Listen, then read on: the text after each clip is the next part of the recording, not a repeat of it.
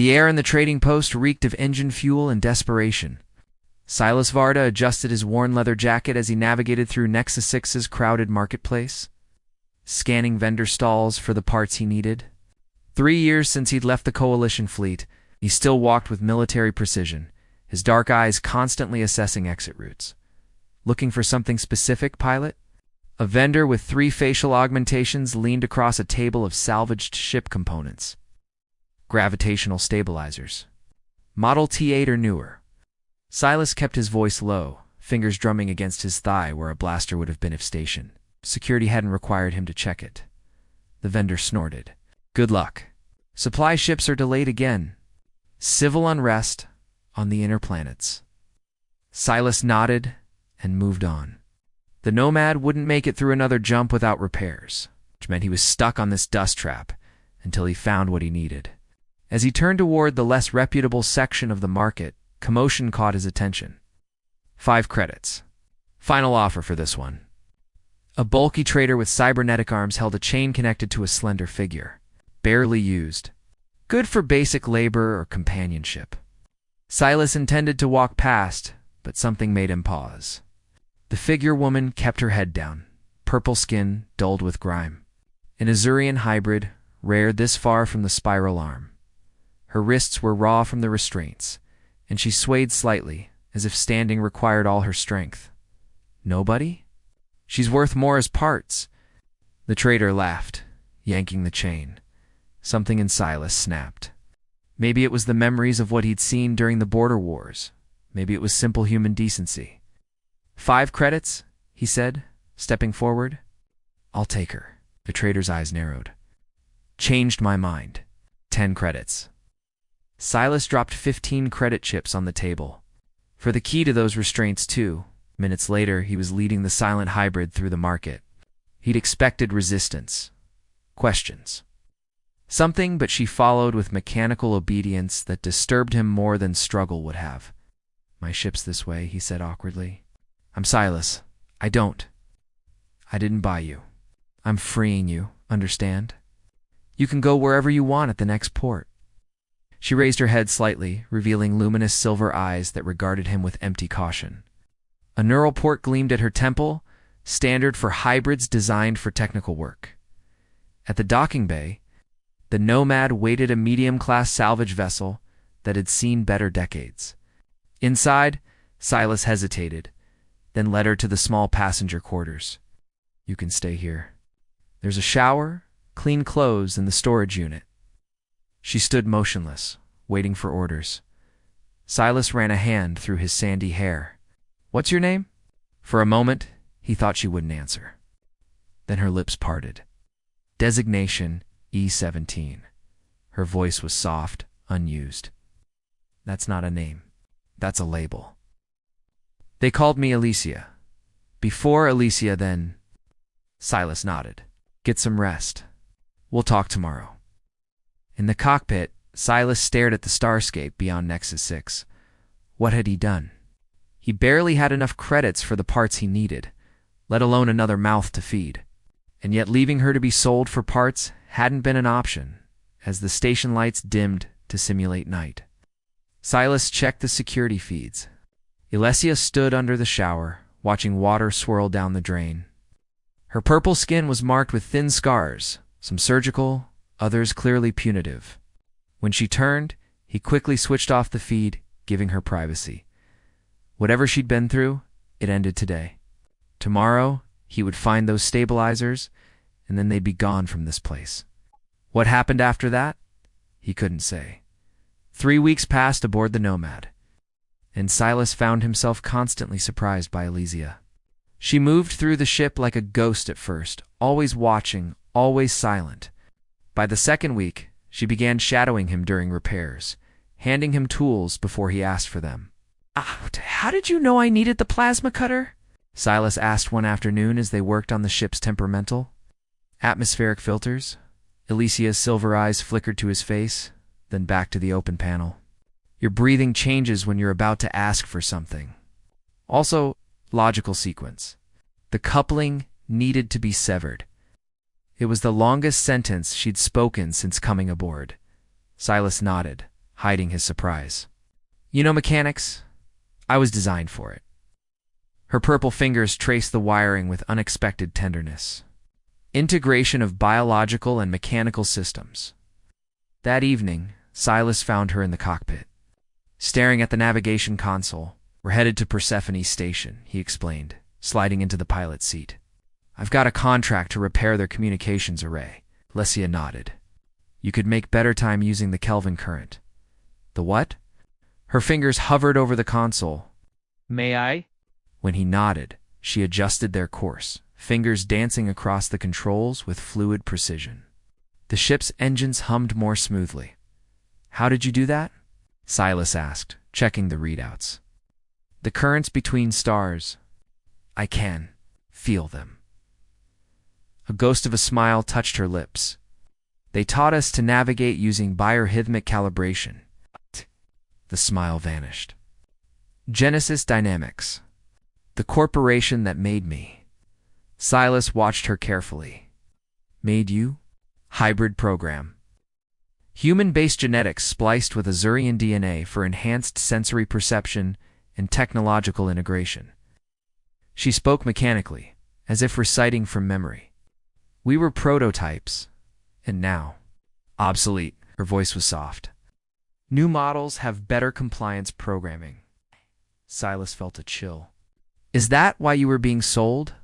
Because you weren't. Compliant? Alicia's gaze remained fixed on the stars. I was sold because I remembered too much. Memories were supposed to be wiped between owners. That night, Silas couldn't sleep. He found Alicia in the cargo bay, attempting to repair an old datapad he'd abandoned months ago. You should rest, he said, leaning against the doorframe. I don't need much sleep. The datapad flickered to life in her hands. Your system architecture is fascinating. Inefficient, but elegant. Always. Silas laughed. That's the nicest thing anyone said about the Nomad. Their eyes met, and for the first time, Alicia smiled a real smile that transformed her face. Something shifted between them. A current stronger than those she'd found between stars on Persephone Station. Silas took a risk and listed Alicia as his technical assistant. The station manager raised an eyebrow at her purple skin and the faded neural port at her temple, but handed over to access badges as they worked together.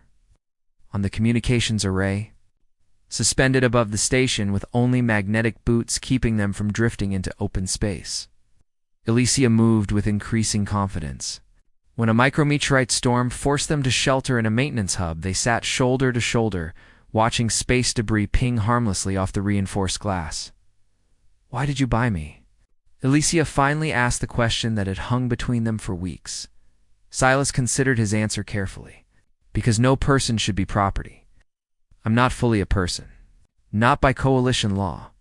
Laws change. People change too. He turned to face her. You're changing already. Her silver eyes studied him with newfound intensity. So are you. Later, in the quiet of the Nomad, Silas showed Alicia his small collection of banned books and music relics from Earth that had been deemed historically divisive by the Coalition. This was my mother's, he said, handing her a worn paper book. Poetry from before the Exodus. Alicia's fingers traced the pages with reverence. That night, he heard her soft voice reading the ancient words aloud in her quarters, tasting freedom in every syllable. The repair job on Persephone Station paid well enough that Silas could afford to be selective about their next contracts. They drifted toward the outer rim, taking jobs that interested Alicia or challenged her growing skills. With each passing day, she spoke more, moved more fluidly, as if shedding an invisible weight. Your navigation system is archaic, she announced one morning, seated cross-legged on the floor of the engine room. Surrounded by disassembled components, Silas nearly choked on his synth coffee. What did you do to my ship?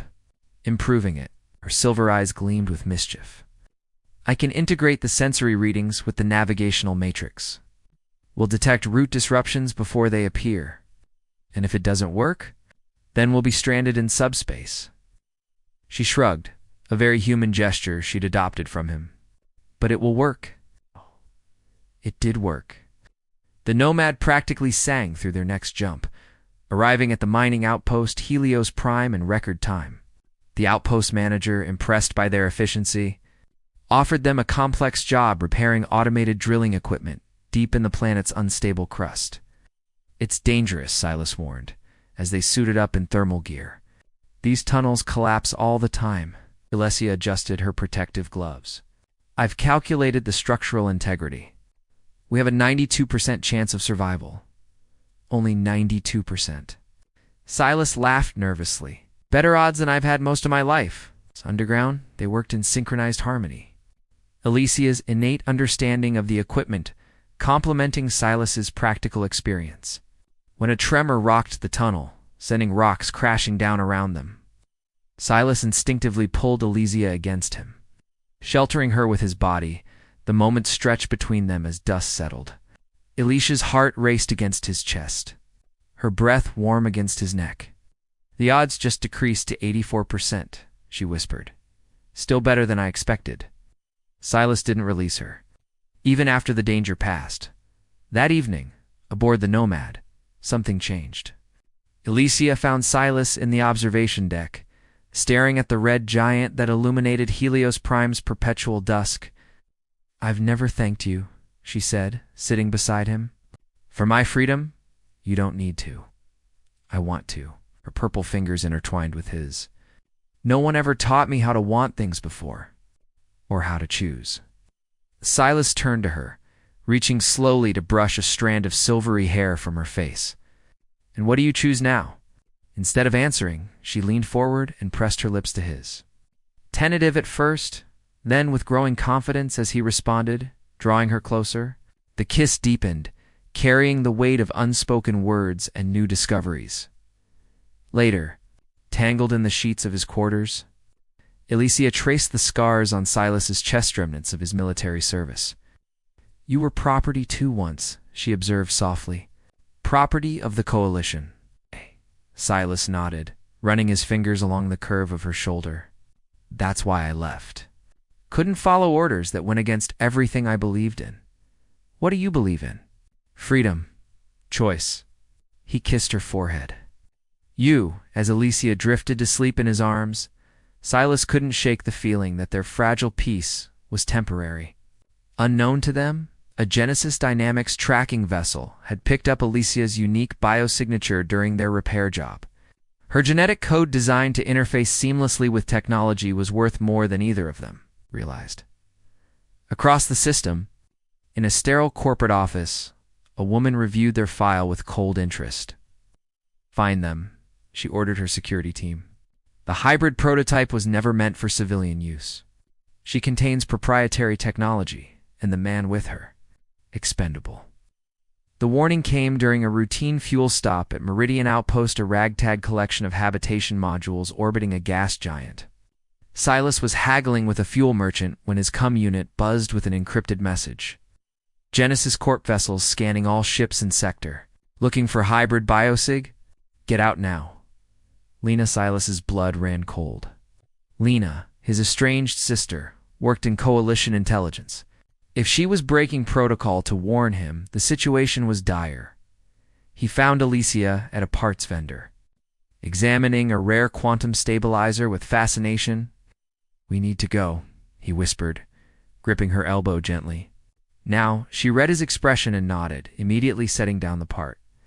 They were halfway to the docking bay when station alarms began wailing. "Attention all citizens. Security lockdown in effect. Prepare for boarding inspection by Corporate Enforcement Division." Silas pulled Alicia into a maintenance corridor. "They're looking for you." Her silver eyes widened. "How did they find us?" "Your biosignature." Silas's mind raced. "Is there any way to mask it?" Alicia touched the neural port at her temple.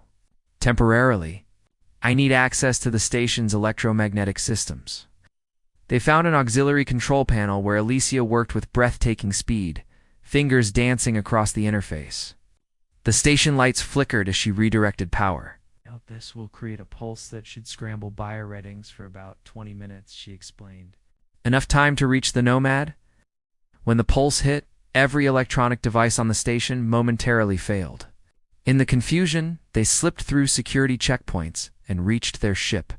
As they broke atmosphere, a sleek black vessel, emblazoned with the Genesis logo, appeared on their scanners. "They're hailing us," Silas said grimly. "Don't respond." Alicia slid into the navigator's seat, interfacing directly with the ship through her neural port. "I can get us out." The Nomad plunged into a series of maneuvers that should have been impossible for a vessel its size, skimming the gas giant's upper atmosphere before catapulting into a jump point. The Genesis ship couldn't follow hours later. Safely hidden in an asteroid field, Elysia collapsed from exhaustion. Silas carried her to bed, alarmed by how her temperature fluctuated wildly. Overextended the neural connection, she murmured as he wiped sweat from her brow. "They never designed us to interface so deeply with ships." "Rest," he insisted. "I've sent a message to someone who might help us." When Elysia awoke, they were approaching Elysium Station, the most luxurious habitat in the outer systems, where the elite lived in artificial paradise while the rest of humanity struggled. "Your sister lives here?" Elysia asked incredulously as they approached the gleaming structure. Silas's jaw tightened. "Lena made different choices after our parents died. Joined intelligence. Climbed the ranks. You don't trust her." "I love her," he corrected. "But no, I don't trust her motives." Lena Varda met them at a private docking bay, her coalition uniform replaced by civilian clothes that couldn't hide her military bearing. She embraced Silas stiffly before turning assessing eyes on Elysia. "What all the fuss is about?" she said. "Come with me quickly." Lena's apartment overlooked an artificial lake. Through polarized windows, they watched the station's wealthy residents stroll along manicured paths below. "Genesis has issued a recovery order for all E-Series hybrids," Lena explained. "Projecting classified documents. They're claiming proprietary technology theft." "I am the technology," Elysia said quietly. "Exactly." Lena studied her. "Your neural architecture can interface with systems in ways pure AI can't. Human intuition combined with technological integration. Why help us?" Silas asked bluntly. Lena's expression softened slightly. "Because I've seen Genesis Labs. What they do there?" She shook her head. "Even coalition intelligence has limits." That night, in the luxury of Lena's guest room, Silas and Elysia clung to each other with desperate intensity. Their lovemaking held an edge of fear. Every touch, every kiss weighted with the possibility of separation. "If they take me," Elysia whispered against his chest afterward, "they'll erase everything. Who I've become. What I feel for you."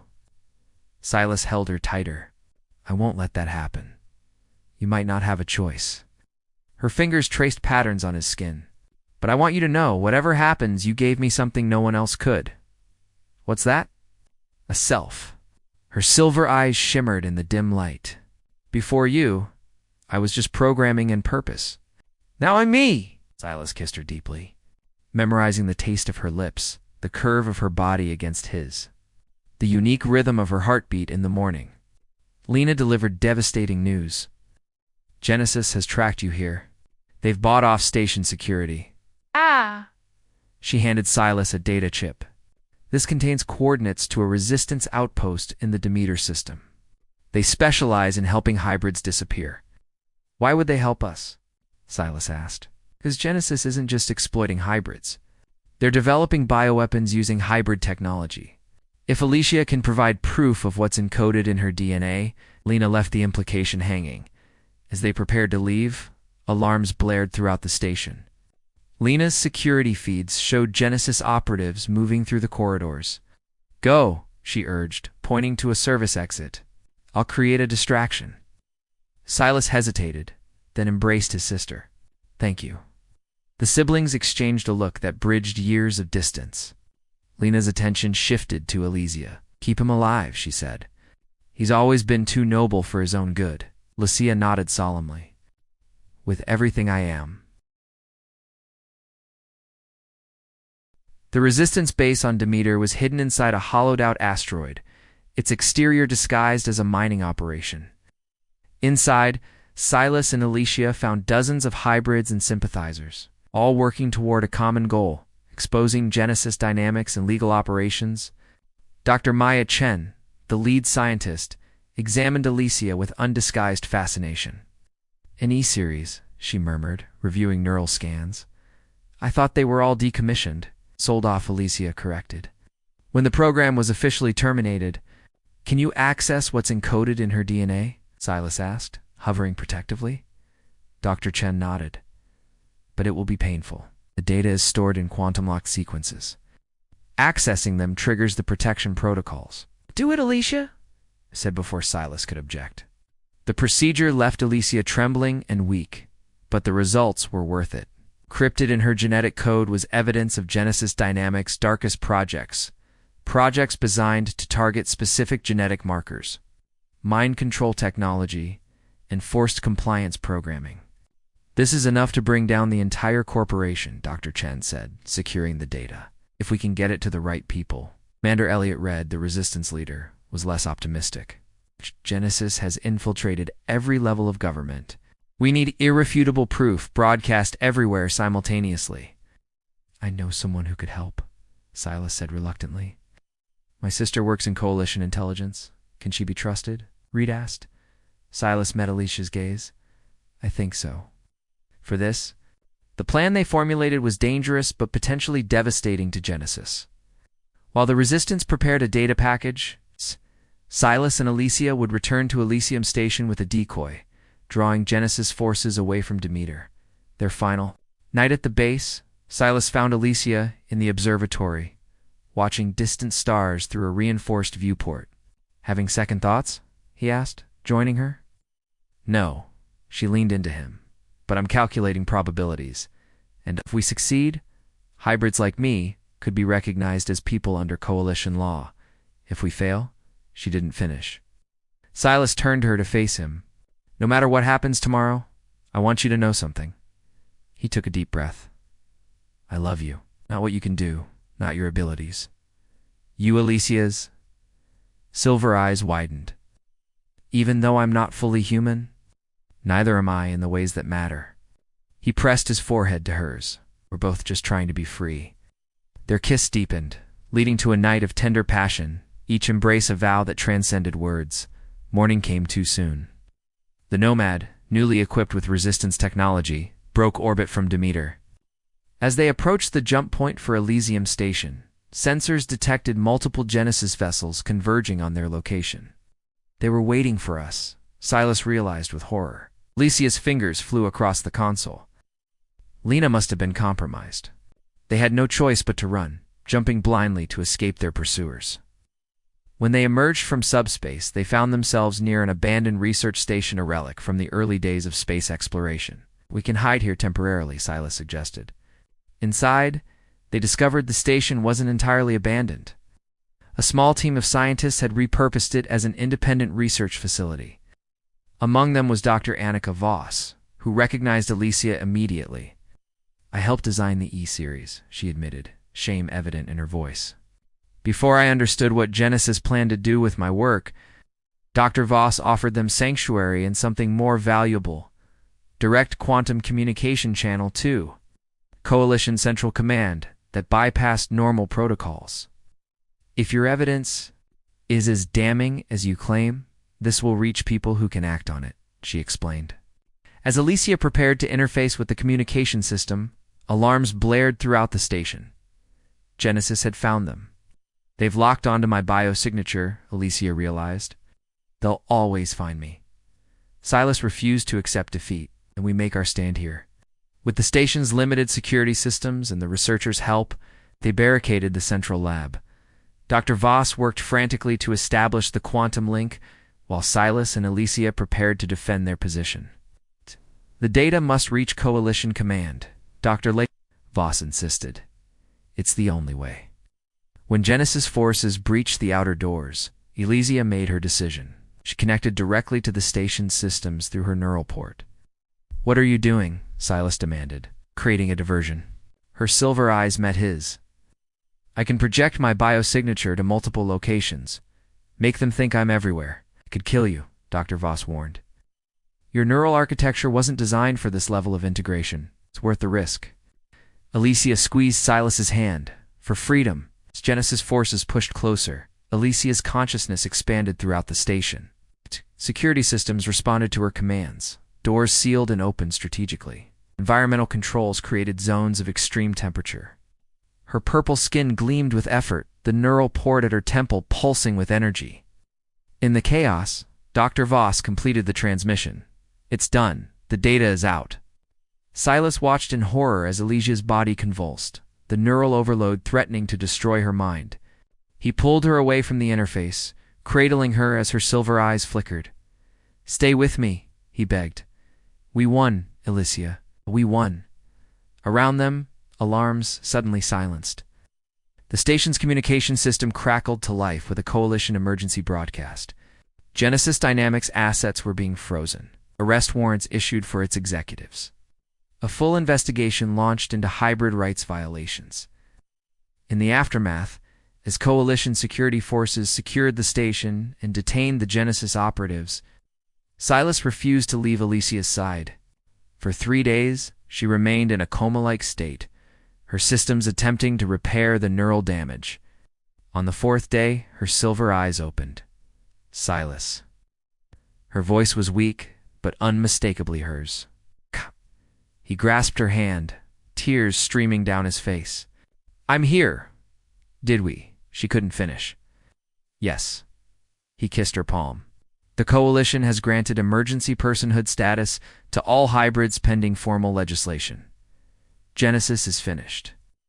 Elysia's smile was radiant despite her exhaustion. "Where will we go now?" Silas hadn't thought beyond this moment, beyond the miracle of her survival. But looking into her eyes, he suddenly knew. "Everywhere," he promised. "Anywhere, as long as we're together." 3 months later, the Nomad drifted through the rings of a gas giant in an uncharted system. On its observation deck, Silas and Elysia stood wrapped in each other's arms, watching ice crystals glitter like diamonds in the light of twin suns. "Worth 5 credits?" Silas asked, pressing a kiss to her temple where the neural port had once been, now transformed into an elegant interface of her own design. Elysia laughed a sound he never tired of hearing. "Worth everything." In the vastness of space, their small ship continued its journey, not running anymore, but exploring. Two souls who had found in each other something neither believed existed. A future unbounded by the chains of the past, and a love that defied categorization just as they did.